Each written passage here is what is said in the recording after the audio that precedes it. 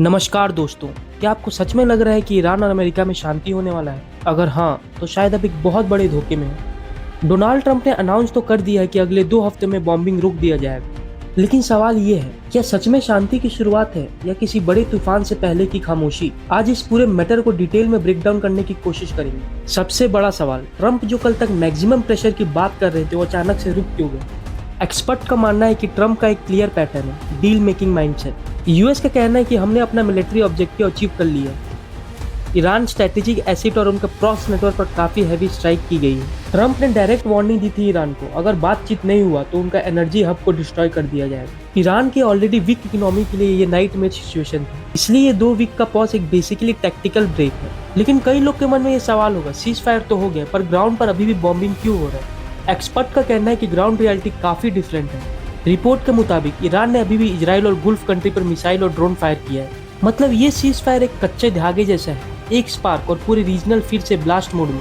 Iran ने कुछ condition रखा है नेगोशिएशन के लिए। ईरान का कहना है कि हमारे पर से सेक्शन हटाओ, न्यूक्लियर प्रोग्राम मत रोको, यूएस आर्मी हटाओ और ऊपर से कॉम्पोजिशन भी दो। ये नेगोशिएबल कम और अल्ट्रा प्रेशर ज्यादा लग रहा है। ट्रंप के लिए ये डिमांड सीधा रिजेक्ट कैटेगरी में आता है। सबसे डेंजरस इश्यू है न्यूक्लियर यूरेनियम। ईरान के पास ऑलरेडी हाईली यूरेनियम का स्टॉक है। अगर ईरान न्यूक्लियर वेपन बना लेता है तो सिचुएशन नॉर्थ कोरिया 2.0 बन सकता है। एक और क्रिटिकल पॉइंट है स्टेट ऑफ हार्मुज, दुनिया का सबसे इंपॉर्टेंट ऑयल रूट। लगभग 20% ऑयल यहाँ से पास होता है। ईरान चाहता है कि इस पर उसका कंट्रोल हो और वो शिप से टैक्स ले। अगर ऐसा होता है तो फ्यूल प्राइस स्काई रॉकेट जैसे उड़ेगा, ग्लोबल सप्लाई चेन डिस्टर्ब होगा, इकोनॉमी पर डायरेक्ट इम्पैक्ट पड़ेगा। तो फाइनल कंक्लूजन ये है, ईरान अभी बहुत कमजोर पोजीशन में है। इकोनॉमिक क्राइसिस, लीडरशिप लॉस, पर वो झुकने के मूड में नहीं है। तो दोस्तों, ये सिर्फ एक सीज फायर नहीं है, ये एक टेस्टिंग क्लॉक है।